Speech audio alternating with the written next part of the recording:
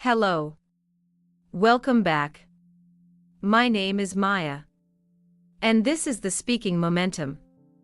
If you are here right now, I want to say something to you first before we begin. I want to say you are brave. You are sitting here, watching this video, because you want to change something about your life. You want to speak English. Not just read it. Not just study it. You want to speak it. You want to think in it. You want to feel comfortable and confident when you open your mouth. And that takes courage. A lot of people give up before they even start. They think, oh, English is too hard for me. My grammar is not perfect. My accent is not good. I will never be fluent.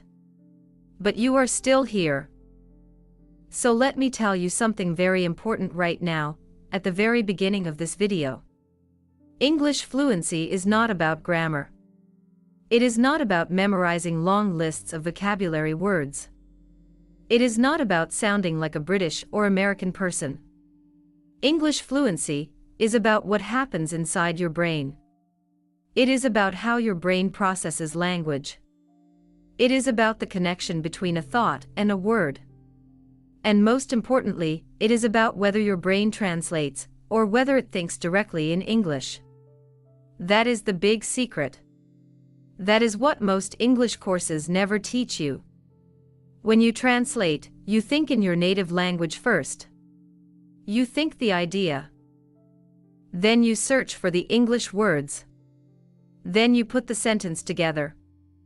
And by the time you finish building that sentence in your head, the conversation has already moved on. The moment is gone. But when you think in English, the words come naturally.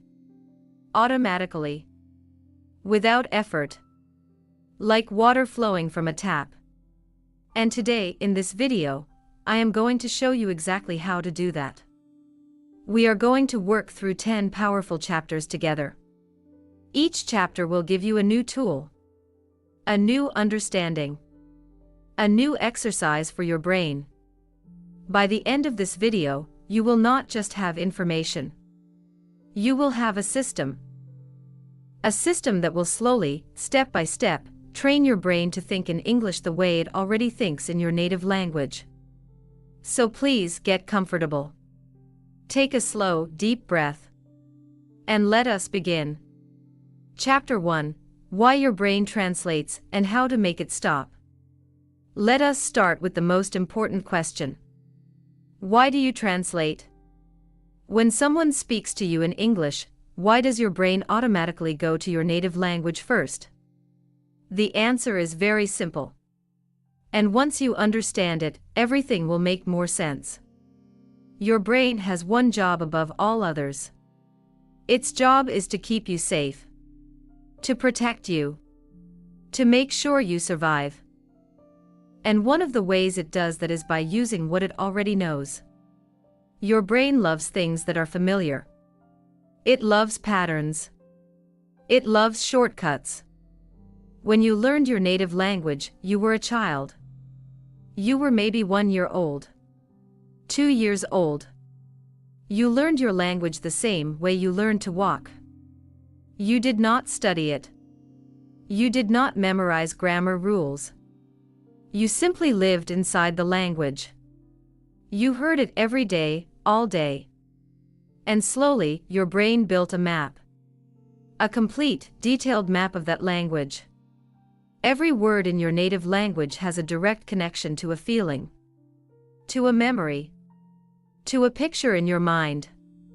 When someone says a word in your native language, you do not think about it.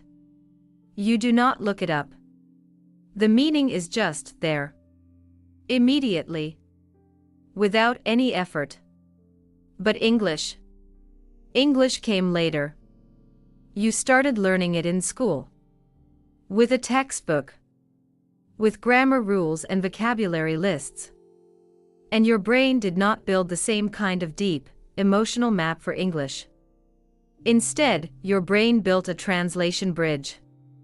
Meaning, when you hear an English word, your brain crosses the bridge to your native language to find the meaning. It says, okay, this English word means this in my language. And that takes time. And that costs energy. That is why you feel tired when you speak English for a long time. You are not just speaking. You are constantly crossing that bridge, back and forth, back and forth. So how do you make it stop? You do not destroy the bridge. You cannot. The bridge will always be there. What you do instead is you build a new map. A direct English map. A map where English words connect directly to feelings, pictures, and ideas, without going through your native language first. And the good news is your brain is designed to do exactly this. At any age. For any language. Scientists call this language acquisition. And there is research that shows that adults can absolutely learn to think in a second language. The process is a little different than how children learn. But the result can be exactly the same. The key is to stop learning English with your studying brain, and start learning English with your living brain. Your studying brain memorizes. It analyzes. It translates. Your living brain absorbs. It connects. It feels. And to activate your living brain for English, you need to do one thing above everything else. You need to create direct connections. Direct connections between English words and real feelings. Real images. Real experiences. Let me give you an example. The word exhausted. If you look this word up in a dictionary, you will see a definition. Extremely tired. And your brain will probably translate that to your native language. It will link exhausted to the word for very tired in your language. That is a studying brain connection. It is weak. It will fade over time.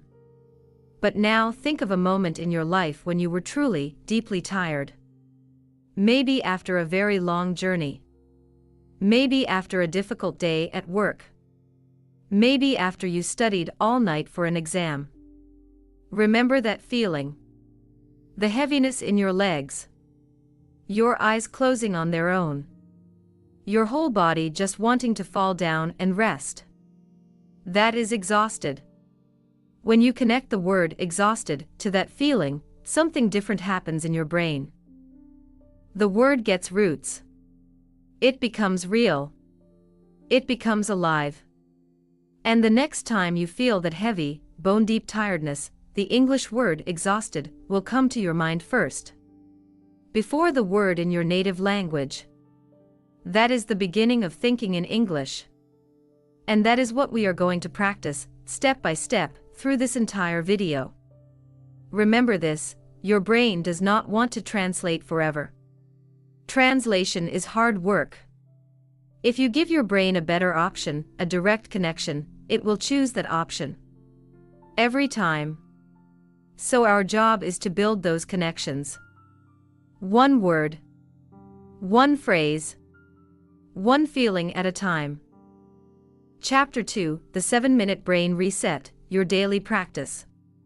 Now I want to teach you the technique that is at the heart of this entire video. I call it the 7-Minute Brain Reset. And do not let the name fool you. This is not a simple trick. It is a scientifically grounded practice based on how the brain builds new pathways. Here is the idea. Your brain builds new habits and new connections through something called neuroplasticity. That is a big word. Let me explain it simply. Neuro means brain. Plasticity means the ability to change shape. So neuroplasticity means your brain can change its shape. It can grow new connections. It can build new pathways. And the more you practice something, the stronger those pathways become. Think of your brain like a field of tall grass. The first time you walk through that field, it is difficult. The grass is in the way. You have to push through it. It takes effort. But the next time you walk the same path, it is a little easier. Some of the grass is already bent down. And the next time, even easier. And after you walk that path 100 times, it is a clear, smooth road. You can walk it without thinking at all. That is exactly how your brain builds language pathways. Each time you think in English, you are walking through that grass. And slowly, over time, the path becomes clear. Now, the reason most people fail to think in English is this: they practice too randomly. They study for 3 hours on one day. Then they do nothing for a week. Then they study again for 2 hours. Then nothing again. The brain does not like this. The brain grows when you practice consistently. A little bit, every single day, is 100 times more powerful than a lot of practice every once in a while. And this is where the 7-minute brain reset comes in. 7 minutes. Every single day. That is all. Here is how it works. Every morning, before you check your phone, before you talk to anyone, before you eat breakfast, you give your brain 7 minutes of pure English thinking time. Why in the morning? Because your brain is at its most receptive in the first hour after waking up. Scientists call this the hypnopompic state. Your conscious mind is awake, but your subconscious is still close to the surface. New information that enters during this time goes deeper. It sticks better. It becomes part of your automatic thinking more quickly. So here is what you do during your 7 minutes. Minute 1, wake up narration. As soon as you wake up, start narrating your actions in English. Silently, in your mind. You do not need to say it out loud if you do not want to. Just think things like, I am waking up. The room is a little cold. The light is coming through the window. I am stretching my arms. My body feels stiff. I need to get up. The floor is cold under my feet. Simple sentences. Present tense. About what is happening right now. This is incredibly powerful because it forces your brain to make direct connections between English and your real, immediate experience. Minute 2, one word, deep dive. Pick one English word. Any word. Maybe a word you heard recently. Maybe a word you want to use more. Just one word. Now spend 60 seconds living inside that word. Think of pictures connected to that word. Think of feelings. Think of situations where you would use it. Think of people you know who remind you of that word. Do not translate it. Just feel it. For example, the word peaceful. Picture a quiet lake. Early morning. No sound except birds. A gentle breeze. The water perfectly still. Feel that. That soft, calm, undisturbed feeling in your chest. That is peaceful. Now think of a person you know who seems peaceful. Think of a place that feels peaceful to you. Think of a moment in your life that was peaceful. By the time 60 seconds is over, the word peaceful has roots in your brain. Deep, emotional roots. Minute 3, the question game. Ask yourself a simple question in English. And answer it. In English. In your mind. Example questions. How do I feel right now? What are my plans for today? What is something good that happened yesterday? What is one thing I am looking forward to? These do not need to be perfect answers. They do not need to be long. Even a 3-word answer is perfect. The goal is simply to keep your brain in English mode. To keep the pathway open. Minutes 4 and 5, English input. During these 2 minutes, consume something in English. It should be comfortable English. Not challenging. Not full of words you do not know. Something easy and enjoyable. Listen to a short podcast in English. Read a few simple sentences from an English book. Watch 60 seconds of an English video. But do it slowly. Pay attention to the feeling of the language. Not the grammar. Not the rules. Just the rhythm. The flow. The sound. Minutes 6 and 7, free English thinking. For the last 2 minutes, just let your mind wander in English. Think about anything you want. Your day. Your family. A memory. A dream you had. A song you like. But think it in English. No rules. No pressure. No grammar police. Just you and the English language playing together freely for 2 minutes. If you cannot find a word, do not panic. Just describe around it. If you do not know the word for something, just say the thing that.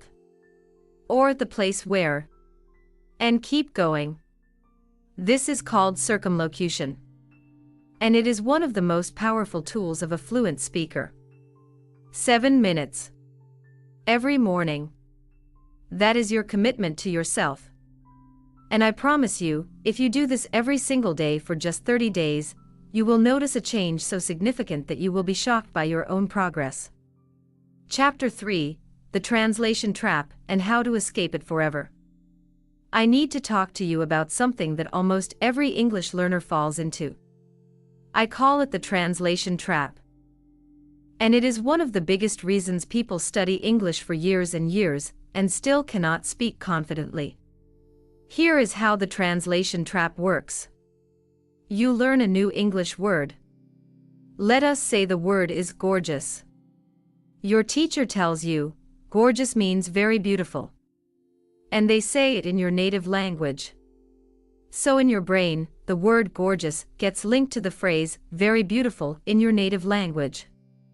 That is the trap. Because now, every single time you want to use the word gorgeous, your brain has to do 2 things. First, it thinks the idea in your native language, very beautiful. Then, it crosses the bridge to English and finds, gorgeous. This takes time. This slows you down. This makes speaking feel like hard work. And the more words you learn this way, the worse the trap becomes. Imagine a brain full of hundreds and hundreds of these little bridges. Every time you want to speak, you have to cross all these bridges. No wonder speaking feels exhausting.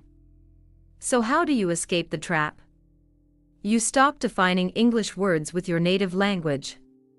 You define English words with other English words. Or better yet, with images and feelings. This is called thinking in English, and it is the core skill of this entire video. Let me show you how to do this with a practical exercise. I call it the English definition practice. Here is how it works. Take any word you want to learn.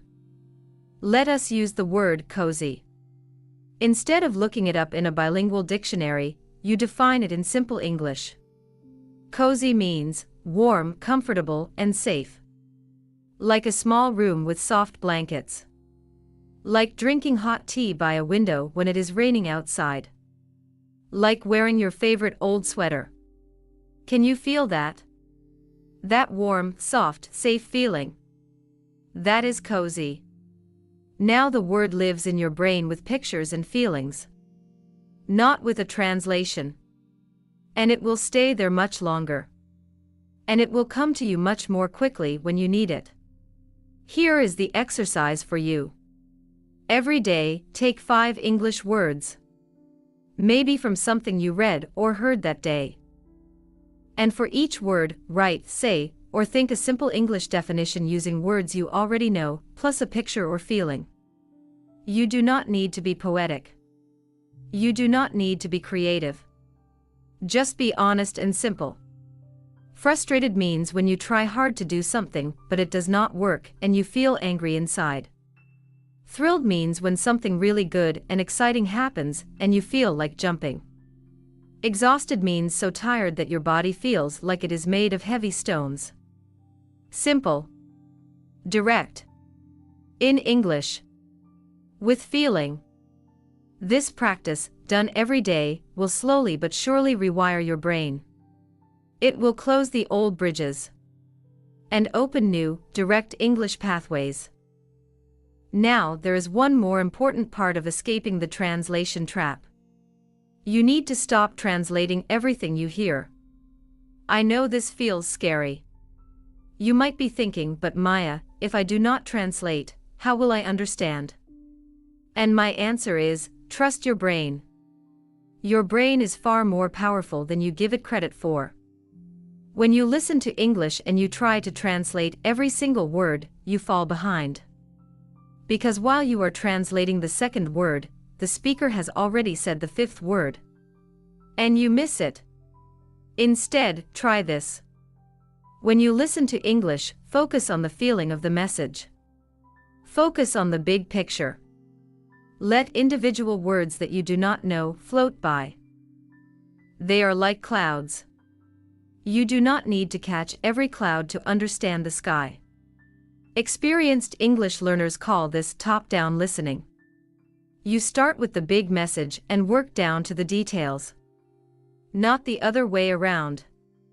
And over time, as your vocabulary grows and your brain gets more comfortable with English, those clouds become clearer. The unknown words start to sound familiar. And then one day, they become known words. Automatically. Without any memorizing. That is natural acquisition. That is your brain doing its job when you let it. Now let me give you one more powerful tool for escaping the translation trap. I call it the pause and picture method. This is simple. But it is surprisingly effective. Whenever you hear or read an English word or phrase, before you think about its meaning, before your brain runs to the dictionary in your native language, pause. And picture it. Make a picture in your mind of what that word or phrase looks like or feels like. Someone says, the city was chaotic this morning. Pause. Picture it. A busy city street.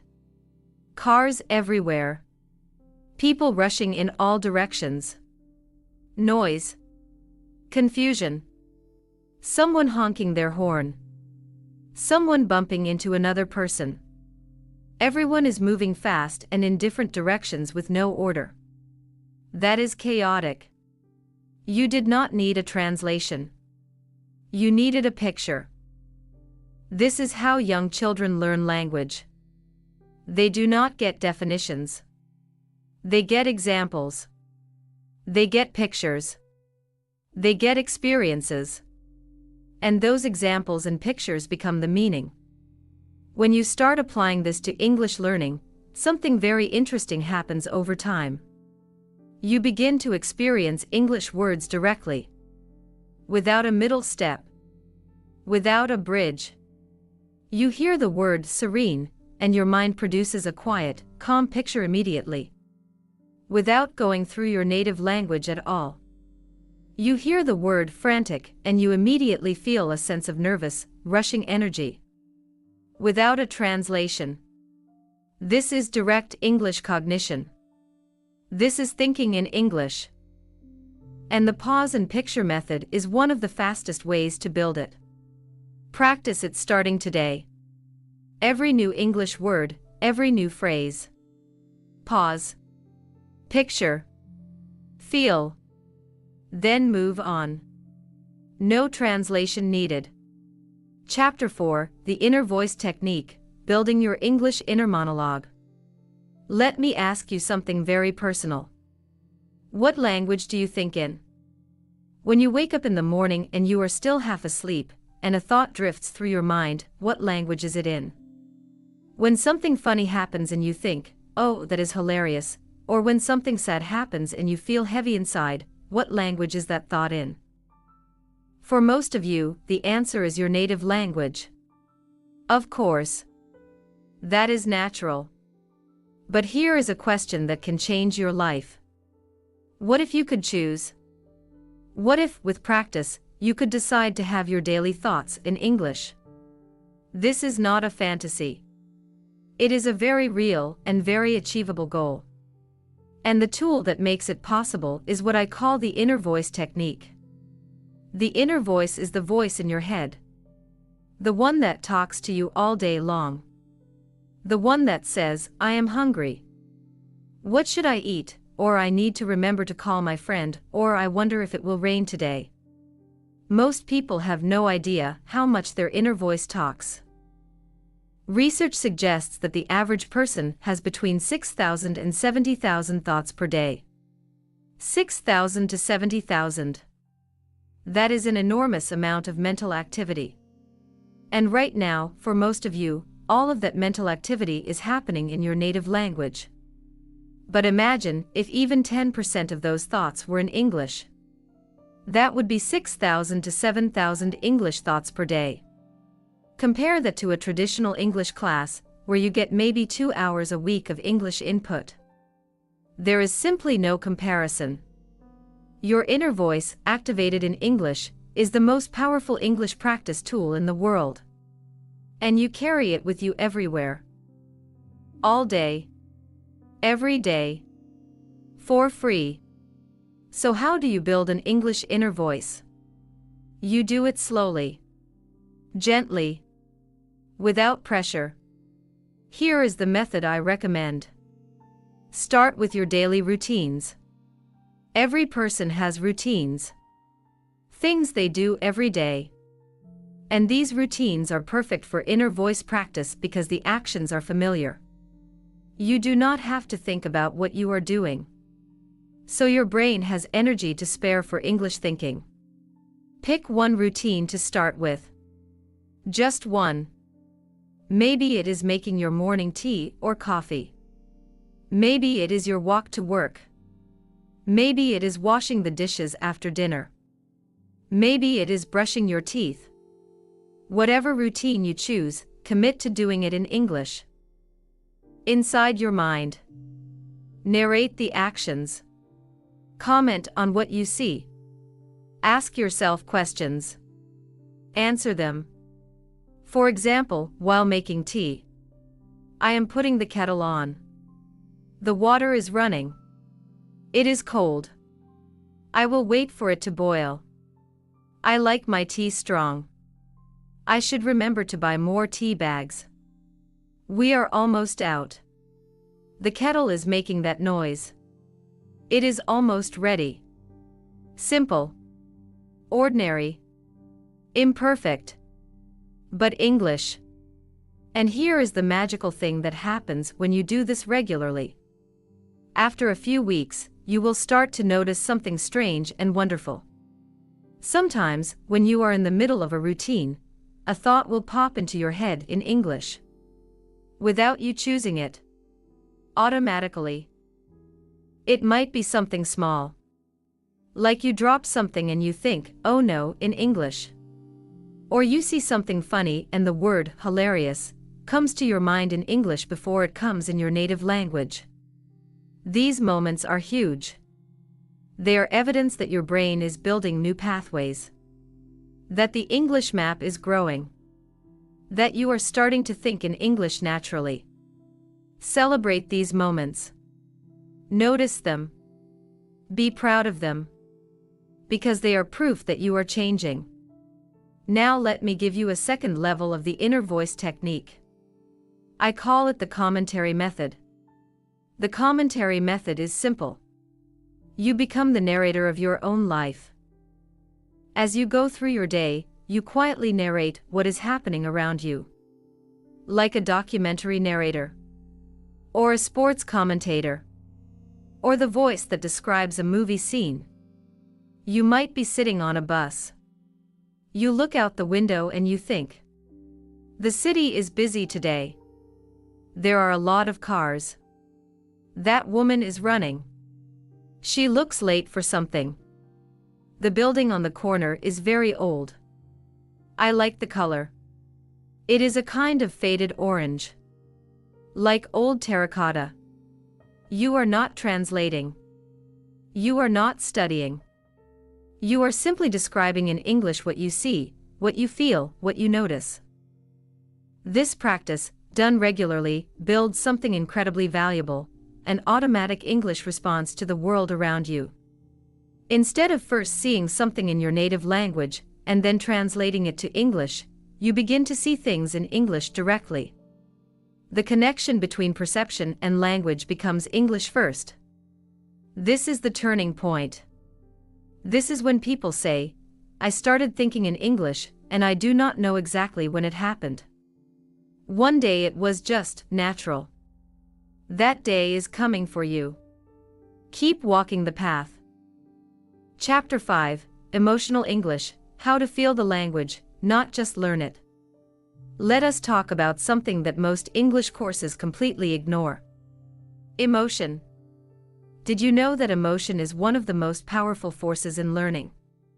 Research in neuroscience shows that information paired with emotion is remembered much more strongly than information learned without emotion. Your brain has an emotional center called the amygdala. And when the amygdala is activated, it sends a signal to your memory system that says, "This is important. Remember this."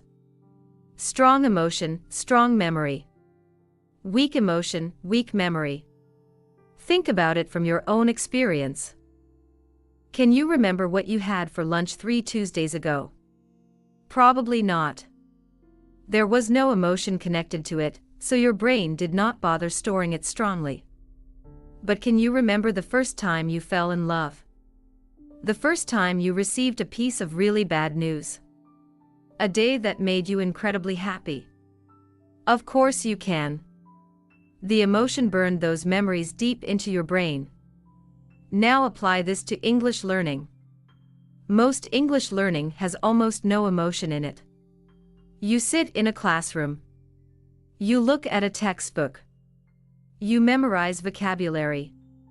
You do exercises. And then you forget 90% of what you learned within a week. Because there was no emotion. So the question is, how do you add emotion to English learning? Here are 4 powerful methods. The first method is, learn English through stories that move you. Do not learn English through grammar exercises. Learn it through stories. Real stories. Human stories. Stories about love, loss, courage, failure, hope, and transformation. When you read or listen to a story in English that genuinely moves you, your brain is engaged emotionally. The English words in that story get connected to real feelings.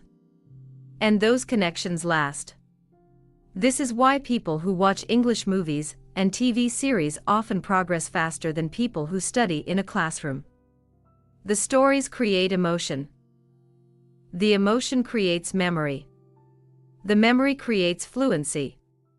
Start with stories that are slightly below your level. Stories that you can understand mostly without effort. Because if the language is too hard, your brain spends all its energy on decoding words, and there is no room left for emotion. The second method is, sing in English. I am serious.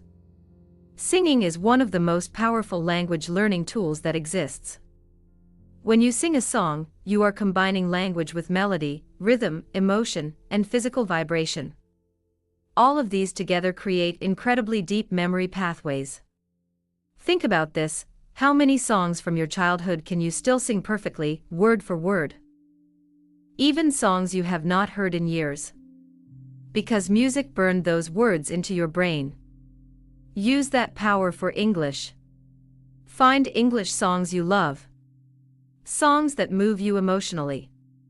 Listen to them. Sing along. Do not worry about the grammar. Do not worry about every word. Just feel the emotion and let the English flow. Over time, the phrases and patterns from those songs will start appearing in your English thinking. Naturally. Automatically. The third method is, connect English words to real memories. We talked about this in Chapter 1, but it is so important I want to go deeper. When you learn a new English word, do not just define it. Anchor it. Find a real memory from your own life that connects to that word. Let me give you an example. The word, longing. Longing means a deep, aching desire for something or someone that is far away or hard to reach. Now anchor it. Think of a moment in your life when you felt this. Maybe you were far from home, and you missed your family deeply. Maybe you wanted something very much, and you could not have it. Maybe you loved someone who was not close to you. Feel that feeling. That deep, quiet ache in your chest. That gentle but persistent pull towards something that is not here.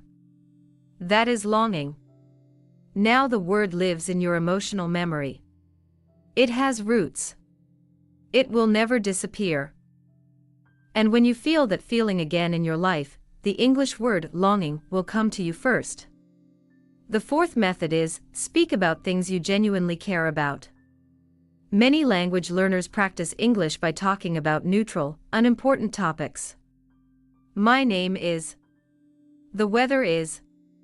I like pizza. And that is fine for a beginning. But it will not take you far. If you want to really feel the English language, you need to talk about things that matter to you. Things you feel strongly about. Things that make you laugh, cry, think deeply, or feel passionate. Maybe you care deeply about your family. Talk about them in English. Maybe you have a dream you are working toward. Talk about it in English. Maybe there is an injustice in the world that upsets you. Talk about it in English. Maybe there is a topic you find endlessly fascinating. Talk about it in English. When emotion and English come together, something transformative happens. The language stops being a subject you are studying. It becomes a tool for expressing who you are. And that is the most powerful shift in all of language learning. Chapter 6, Speaking Without Fear, The Psychology of English Confidence. Let us stop for a moment and talk about something that might be the most important chapter in this entire video. Fear. Fear of speaking in English. I want you to know you are not alone. This fear is incredibly common. In fact, it might be the number one reason why people who understand English perfectly cannot speak it fluently. They know the language inside their head. But when they open their mouth, something happens. Something closes up. The words disappear. The thoughts scatter. The breath catches. And they stand there embarrassed, thinking, why can I not speak? I know this language. I know it. Why will the words not come? Let me tell you what is happening. This is not a language problem. It is a psychology problem. And understanding the psychology will help you solve it. When you feel afraid to speak English, what exactly are you afraid of? Most people are afraid of one or more of these things. They are afraid of making mistakes. Of saying something wrong and sounding stupid. They are afraid of being judged. Of people thinking less of them because of their accent or their grammar. They are afraid of being misunderstood. Of saying something incorrectly and the other person not knowing what they mean. And sometimes, they are afraid of the embarrassment of running out of words. Of starting a sentence and not being able to finish it. These fears are all real. And they are all understandable. Please do not feel ashamed for having them. But here is what you need to understand. These fears are not protecting you. They are trapping you. Every time you stay quiet when you wanted to speak English, your fear gets a little bigger. And your confidence gets a little smaller.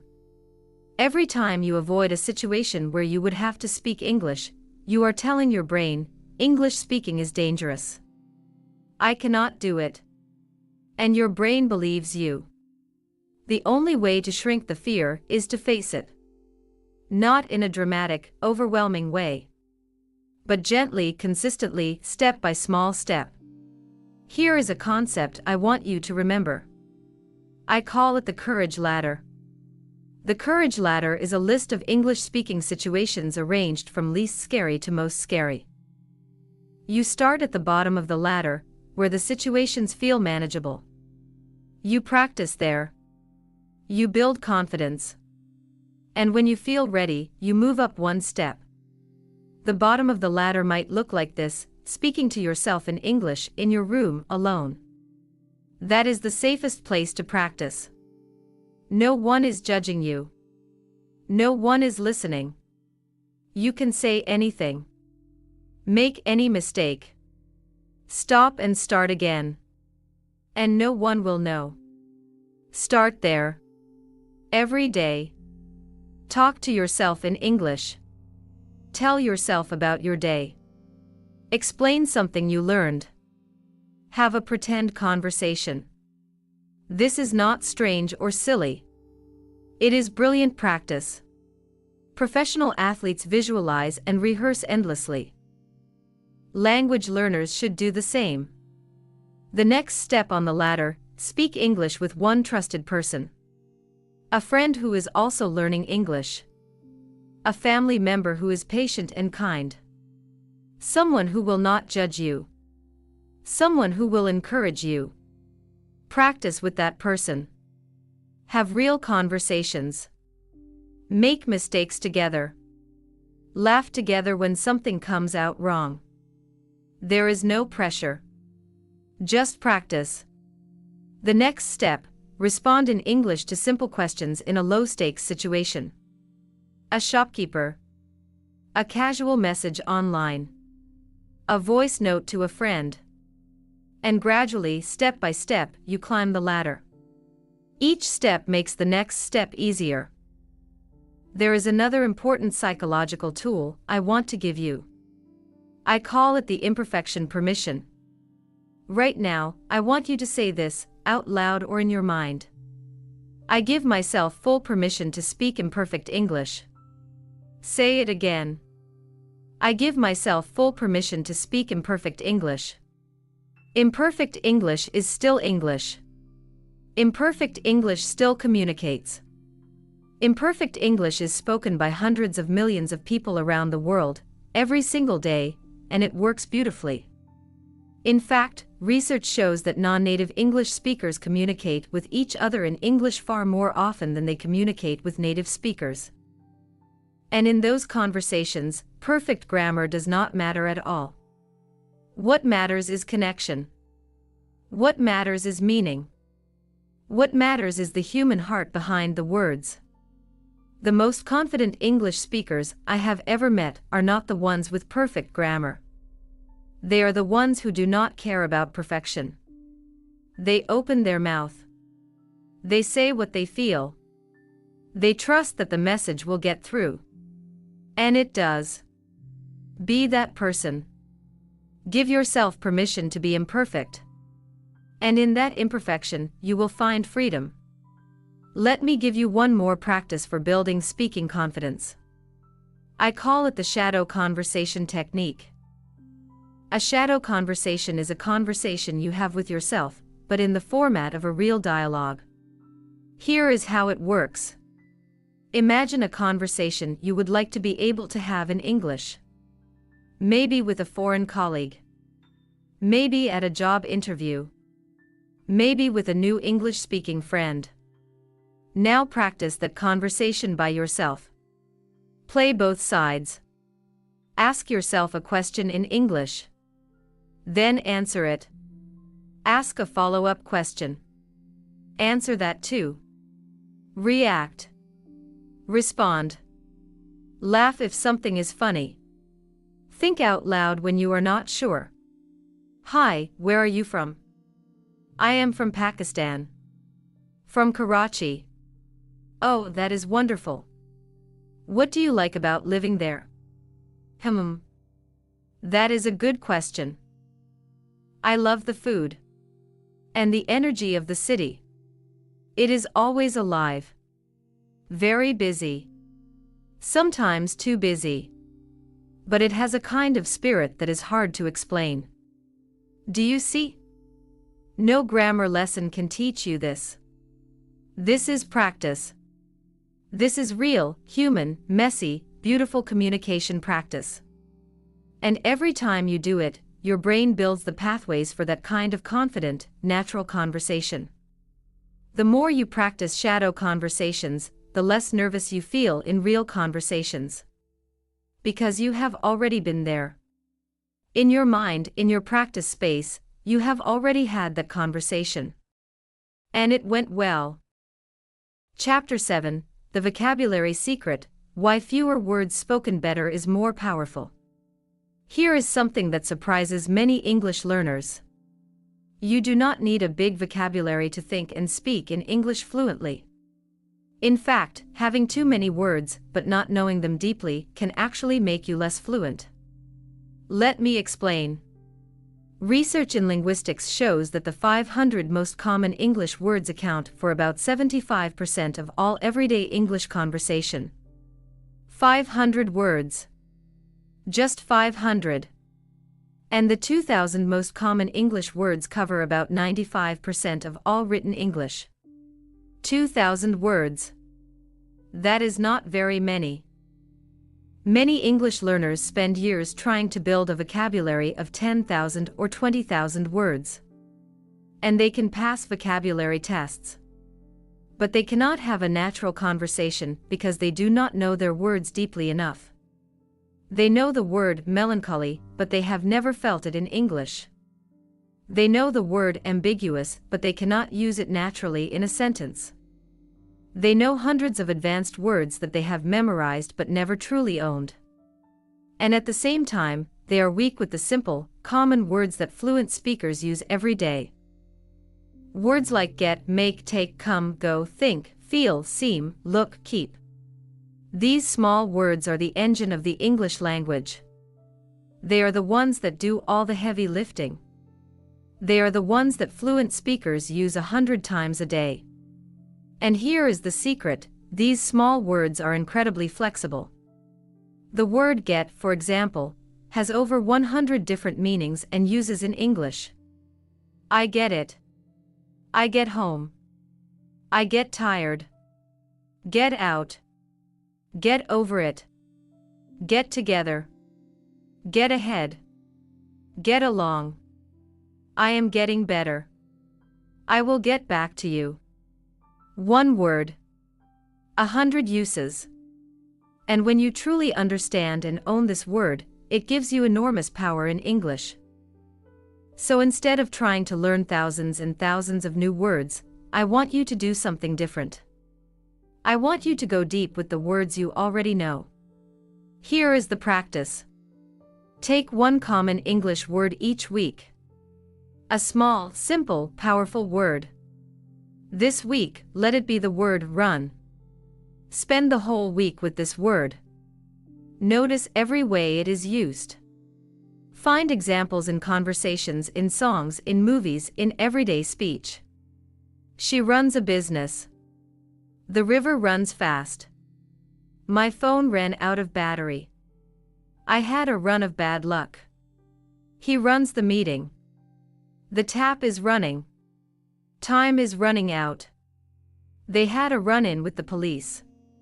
She is in the running for the job. Each time you find a new use for the word run, your brain gets richer. Your English gets more flexible. Your ability to express yourself grows. This is vocabulary depth. And it is far more powerful than vocabulary width.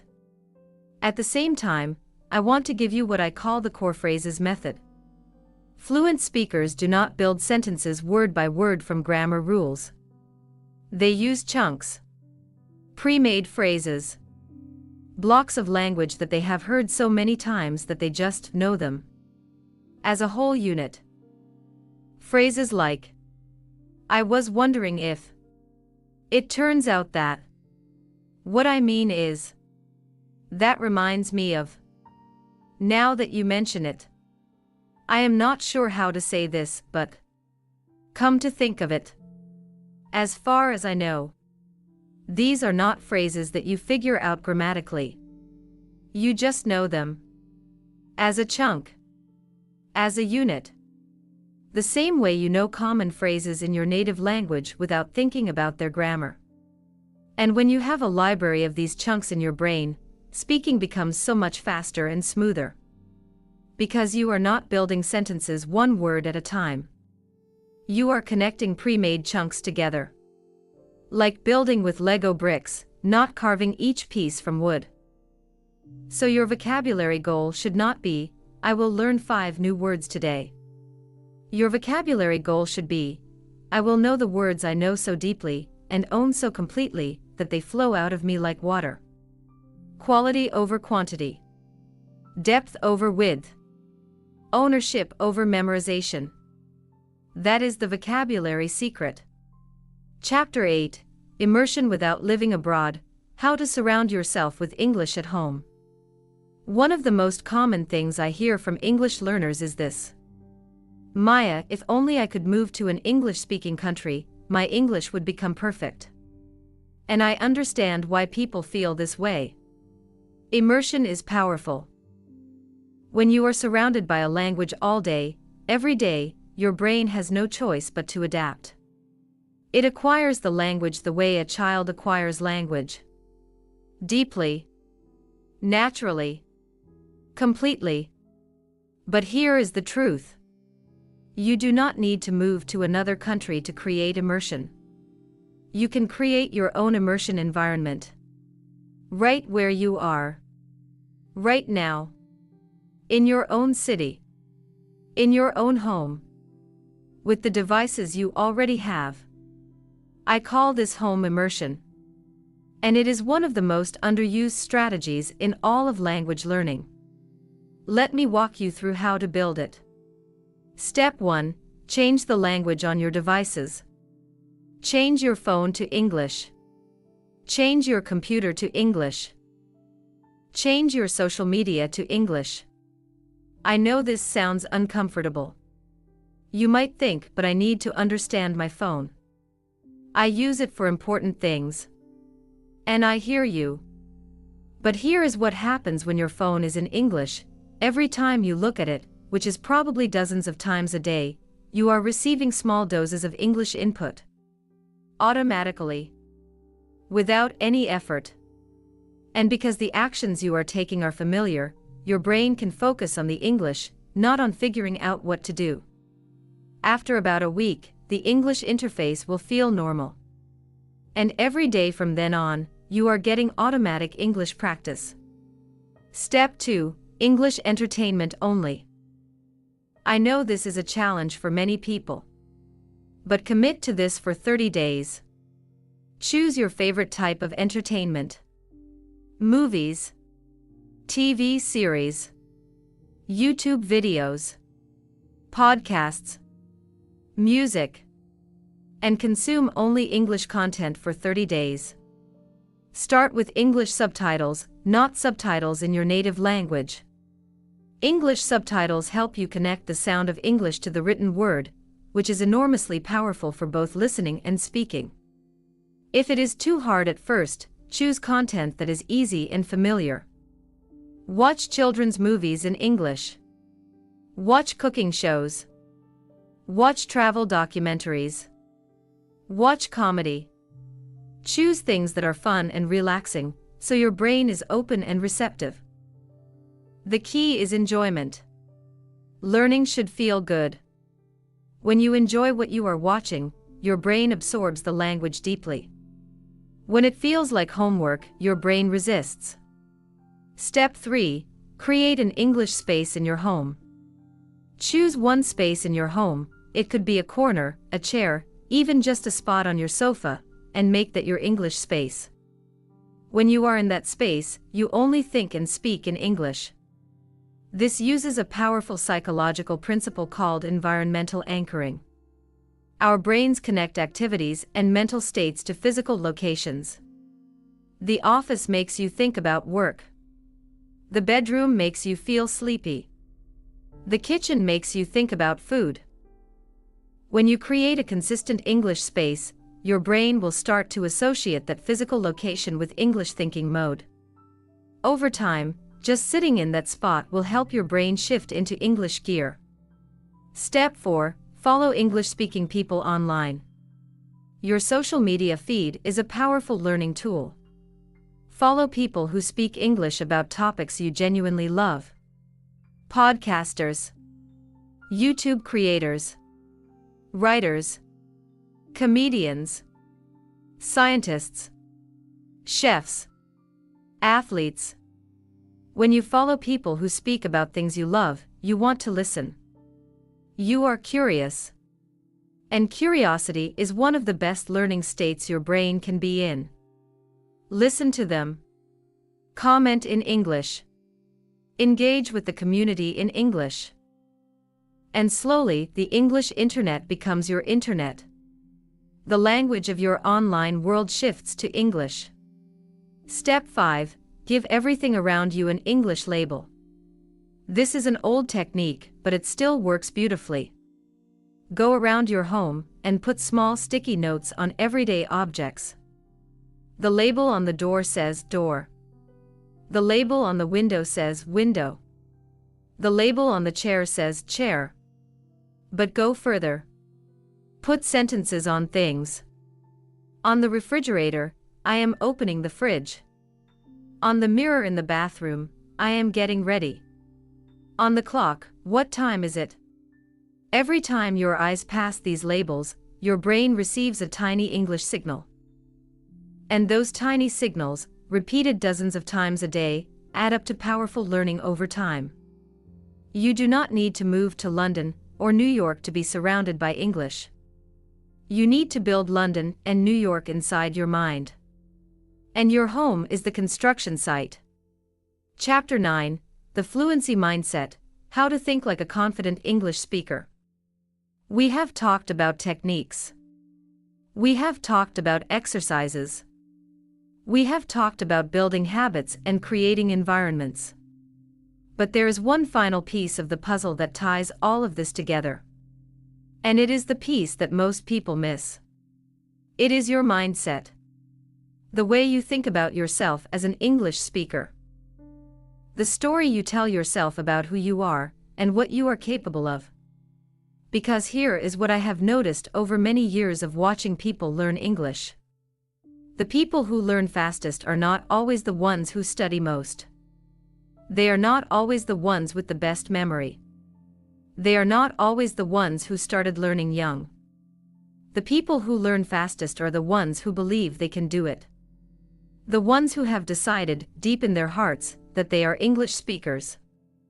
Not that they will be English speakers someday. Not that they are trying to become English speakers. They are English speakers now. In this moment. At this level. With these imperfections. This might sound like motivational talk. Like something nice to say but not really meaningful.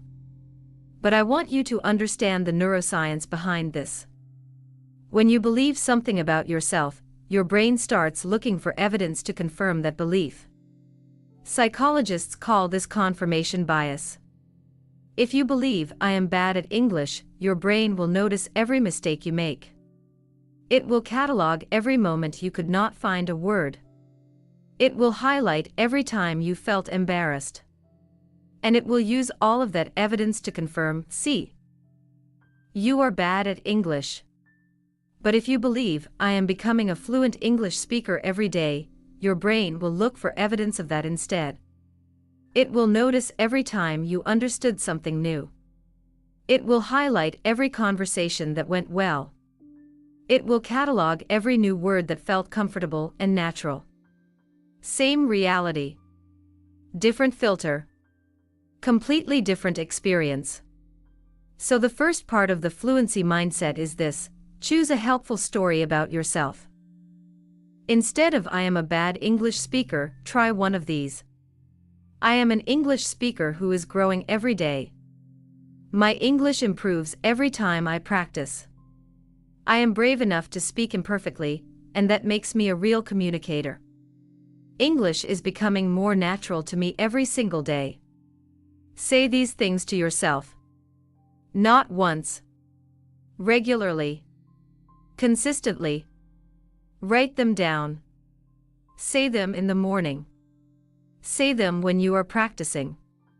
Let them become the background music of your English journey. The second part of the fluency mindset is letting go of the goal of perfection. Perfection is not fluency. Fluency is flow. A fluent speaker is not someone who never makes mistakes. A fluent speaker is someone who keeps going even when they make mistakes.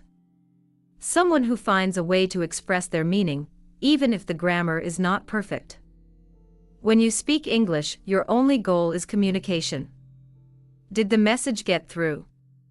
Did the other person understand you? Did you connect? If yes, then you succeeded. Regardless of the grammar. Regardless of the accent. Regardless of the vocabulary. Communication is the goal. Always. Only. The third part of the fluency mindset is what I call the identity shift. At some point in your English journey, something very important needs to happen. You need to stop thinking of English as something external. Something foreign. Something that belongs to other people. You need to make English yours. Every language belongs to everyone who speaks it. English is spoken by over 1.5 billion people around the world. Most of them are not from England or America. They are from India, Nigeria, Pakistan, Brazil, Indonesia, the Philippines, and hundreds of other countries. English is a global language. And global languages belong to everyone. Your English, with your accent, your style, your personality, is valid. It is real. It is you. When you accept this, something shifts. The nervousness starts to fade. The defensiveness goes away. The need to apologize for your accent or your mistakes disappears. You stop saying, "Sorry for my bad English." And you start saying, "Let me tell you what I think." You stop hiding behind grammar rules. And you start expressing yourself. You stop being a student of English. And you start being a speaker of English. That shift, that identity shift, is the true moment of fluency. And it happens not in a classroom, not with a test, not with a certificate. It happens in your mind. When you decide. Decide today. Chapter 10, Your 7-Day Think in English Plan, Start Today, Change Forever. We have come a long way together in this video. We started by understanding why your brain translates. We learned the 7-minute brain reset. We explored the translation trap, the inner voice technique, emotional English, the psychology of confidence, the vocabulary secret, home immersion, and the fluency mindset. You now have more tools than most English learners collect in years of study. But here is the truth. Information without action changes nothing. The 10 chapters you have heard today are only valuable if you use them. If you step forward. If you decide today to begin. So I want to give you a clear, simple, specific plan for your first 7 days. A 7-day plan that will take everything we have talked about and turn it into real, daily action. This is not overwhelming. It is not complicated. It is designed to fit into your real life, with all of its busyness and imperfection. Are you ready? Here is your 7-day Think in English plan. Day 1, build your foundation. On day 1, your only job is to set up your environment. Change your phone to English. Choose one room or corner of your home to be your English space. Find 3 English songs you love. Find one English podcast, YouTube channel, or TV series you enjoy. That is it. Just set up your environment. In the evening, write 3 sentences in English in a notebook. Any 3 sentences. About your day. About your feelings. About anything at all. Day 1 is about commitment. You are telling your brain, we are doing this. We are starting. Day 2, the inner voice begins. On day 2, you start your 7-minute morning routine. Set your alarm 7 minutes earlier than usual. And follow the routine from Chapter 2, Wake Up Narration, One-Word Deep Dive, The Question Game, English Input, and Free English Thinking. Do this in the morning. And then, during the day, pick one daily routine, making tea, brushing your teeth, the commute to work, and narrate it in English inside your mind. That is your only extra practice for day 2. In the evening, add 3 more sentences to your notebook. Try to use one emotion word. Day 3, Emotional Anchoring. On day 3, after your morning routine, choose 5 English words. Words you already know but want to own more deeply. For each word, close your eyes and find a memory or feeling that connects to it. Spend 30 seconds on each word. Just feeling it. Not translating it. Owning it. Then, during the day, try to use at least one of these 5 words in your inner monologue. In the evening, write in your notebook about one thing that happened today. Keep it simple. 4 or 5 sentences. Describe how you felt. Day 4, Speaking out loud. On day 4, it is time to speak out loud. In English. I know it feels strange. But remember, you are alone. No one is judging you. Choose one topic. Something you care about. Your family. A memory. A dream you have. A hobby. And speak about it for 3 minutes. Out loud. In English. Into your phone. Into a mirror. Into the empty room. Do not stop when you make a mistake. Keep going. Keep speaking. Fill the 3 minutes. Then listen back to what you recorded. Do not judge yourself harshly. Just notice. Notice the parts where you felt comfortable. Notice the moments where the English came naturally. Be proud of those moments. Day 4 is a turning point for many people. It is the first time they hear their own English voice and realize it is not as bad as they feared. Day 5, Chunks and Phrases. On day 5, learn 5 English chunks. Pre-made phrases. From Chapter 7's Core Phrases Method. Here are 5 to start with. Now that I think about it, what I am trying to say is, it is kind of like when. I have been thinking about. The interesting thing is, learn these 5 chunks. Understand when you use them. Practice using them in sentences out loud. Try to use at least 2 of them in your inner monologue or in your spoken practice today. Chunks are the building blocks of natural speech. The more you collect, the smoother your speaking becomes. Day 6, English Immersion Day. On day 6, commit to an entire day of English input. Every time you have free time, your input should be in English. English music while you cook. English podcast while you commute. English video while you eat. English book before bed. And every hour, for just 60 seconds, narrate something about your day in English. Inside your mind or out loud. 60 seconds, every hour. By the end of day 6, you will have accumulated many hours of English exposure. And you will notice something: English is starting to feel more familiar. More natural. Less like a foreign language and more like your language. Day 7, Reflection and Commitment. On day 7, do your morning routine. Do your inner voice practice. Speak out loud for 3 minutes. And then sit quietly for a few minutes. And reflect. Think about where you were 7 days ago. Think about what you have done this week. Think about the moments where English came a little more naturally.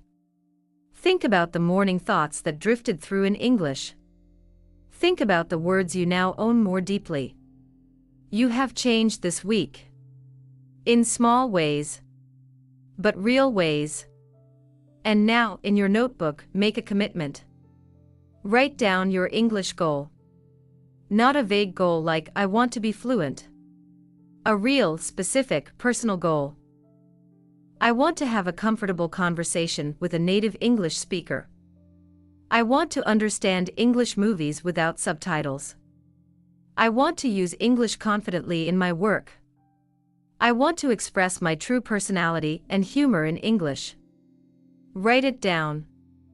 Make it real. And below your goal, write this. I will do my 7-minute morning routine every day. I will practice my inner voice every day. I will speak in English every day.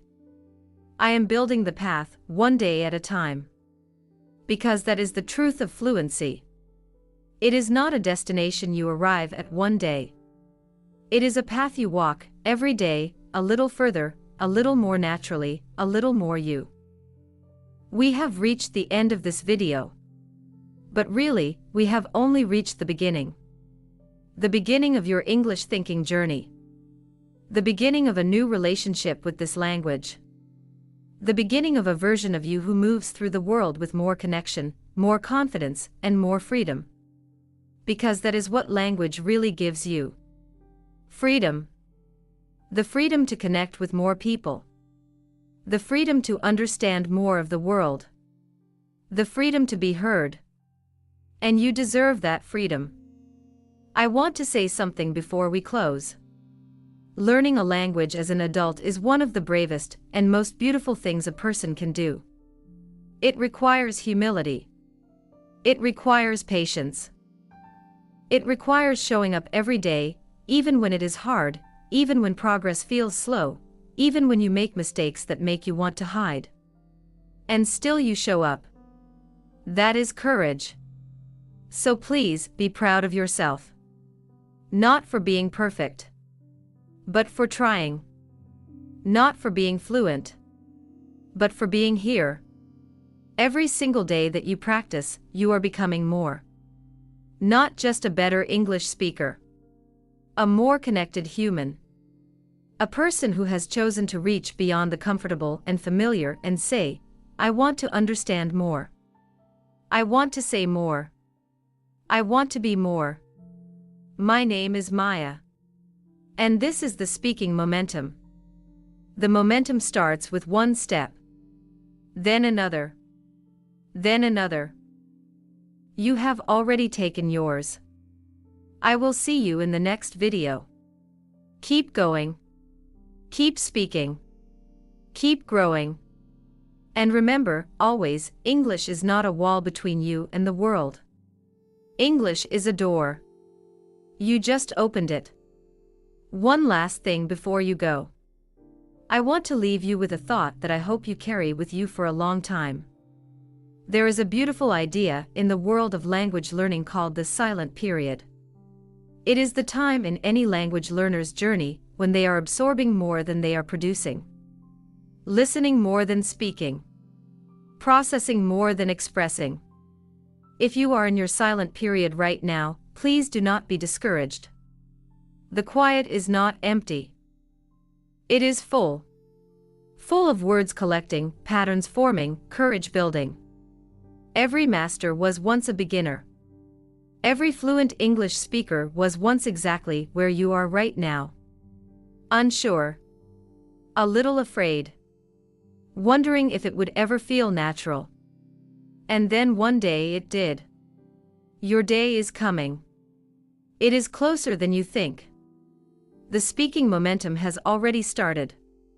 All you have to do is keep going. I believe in you. See you in the next video.